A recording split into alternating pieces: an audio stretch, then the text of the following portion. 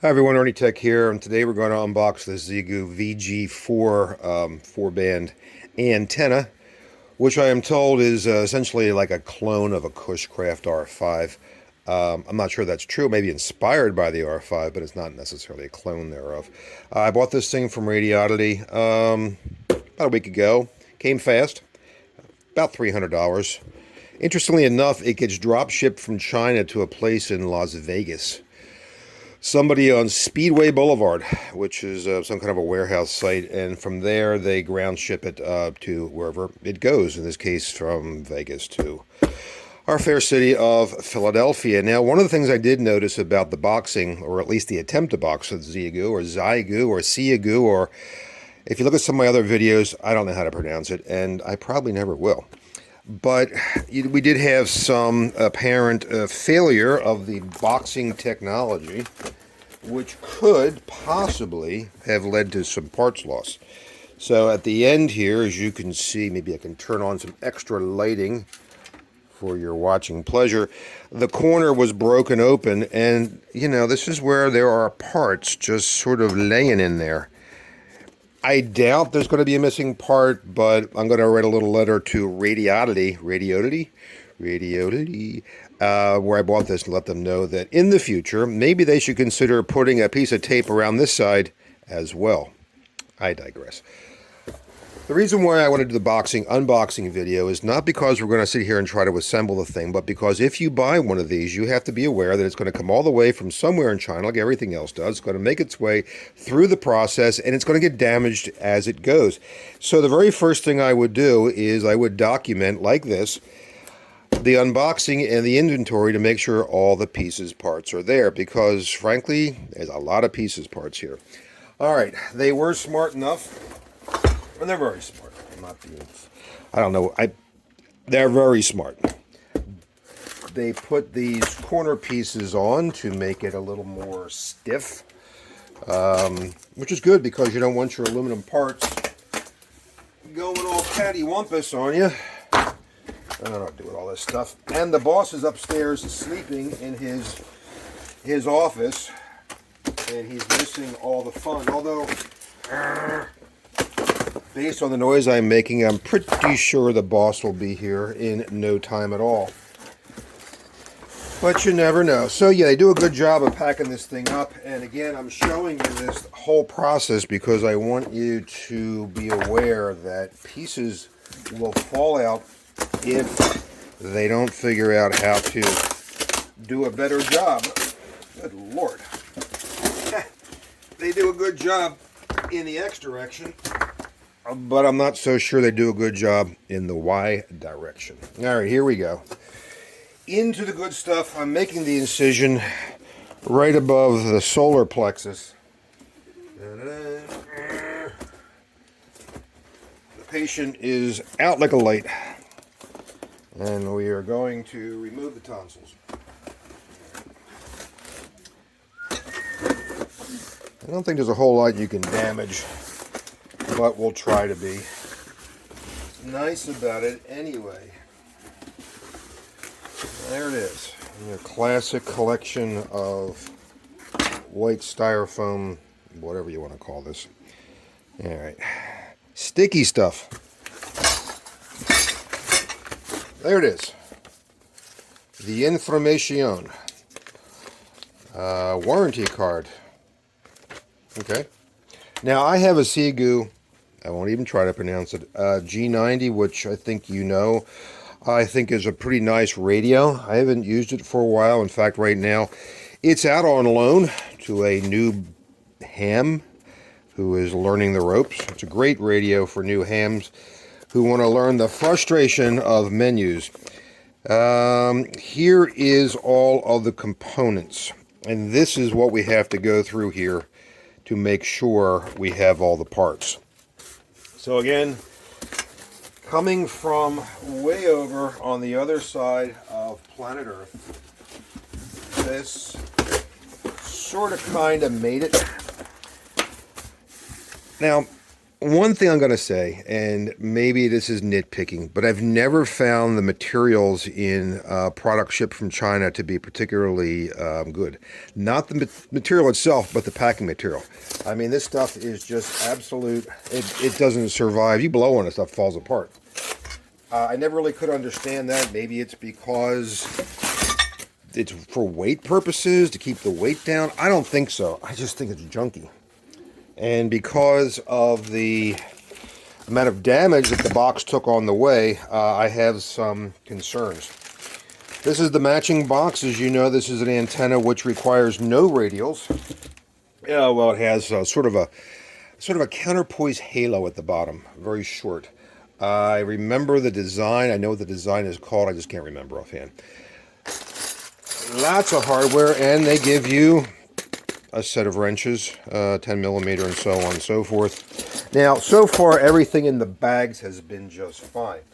It's these parts that I'm concerned about, that something didn't slip out.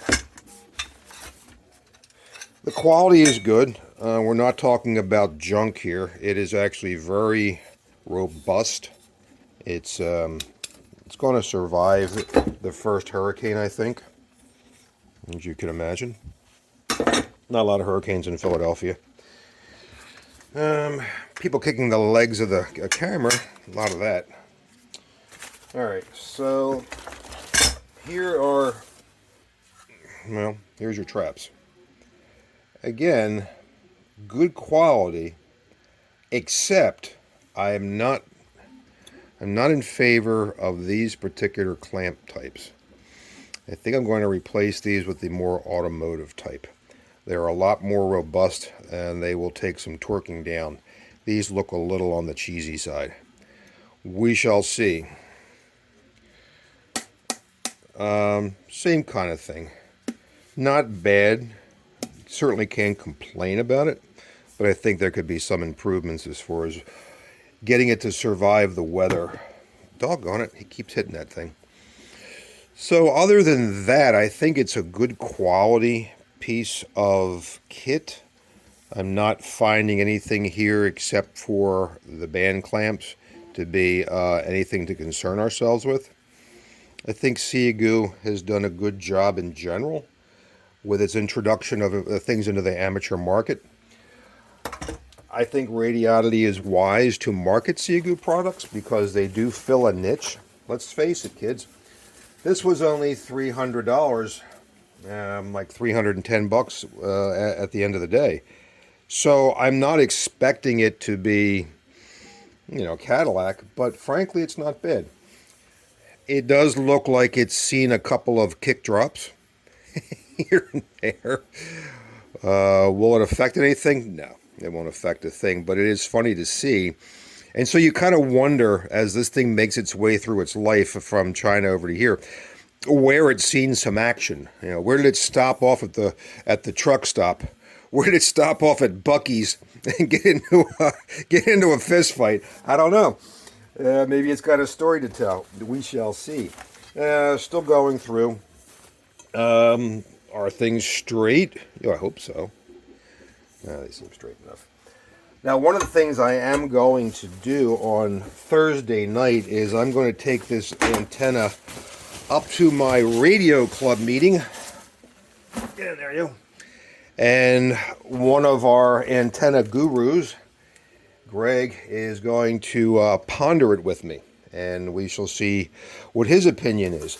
I think he'll find it to be a fine piece of kit, but I think he's also going to find it somewhat lacking, maybe a little bit, in some of the build quality. Now, it's not a big deal, and to me, it's not a deal breaker, of course, but I would have liked to have seen some balls on the ends of these things, just so you don't, poke your eye out. Maybe to discharge a little static in the wind, although I doubt that's going to be necessarily a problem. But it's just a little tiny thing. The other thing I noticed is there is a lot of manufacturing grime on these things. So we're going to take these apart and clean them up. So it's like they were ridden hard and put away wet. Does it matter? No, it doesn't matter one iota. Is it a question of whether or not they're paying attention to detail? Listen, For 300 bucks, drop kicked from mainland China through the city of sin, Las Vegas, and over here to the city of brotherly hoopla, Philadelphia. I can't complain for 300 bucks. So, you know, what are you going to do? Now, having said that, knowing that our friends at MFJ have pretty much bought every manufacturing company, almost anyway, especially like the old Mosley and Cushcraft inventory and things like that, is the quality any better? I don't know. They have to make everything down there and ship it up, and in this case here, it's it's coming from China. No big deal. All right, let's send this packet. I have not seen the boss. He is upstairs sleeping in his boss office. He's losing interest in the company now that he's a millionaire. Get over there, you. So there you have it. It's a lot of stuff to put together, as all antennas are. It is very tall. It's probably going to be, I don't know how many feet tall. It's going to be tall. More parts inside of parts. This is probably why I'm not concerned that anything fell out, because it was in there pretty tight. So you got your trap sections, you got your end of the ends, you got your radials. Looks like a top hat, a capacity hat. You have this robust piece down at the bottom, which is where the matching and transformer is attached to. Pretty cool, huh? I could go inside and see what it looks like in there. Should we? Not right now. And all the rest of the pieces part. So there you have it. That is what comes with a Xiegu. Let's say it together. Xiegu. What? VG-4 40, 20, 15 and 10er. Vertical antenna. No need for radials. Sort of a Cushcraft R5 clone, I think. Everything looks to be in pretty good nick, except that I don't care for the band clamps. I think they would fail, but we'll find out. We'll torque them down and see where they explode. And overall, it looks to be good quality. I am going to write to Radiutility and let them know that they need to invest in a little more packing tape.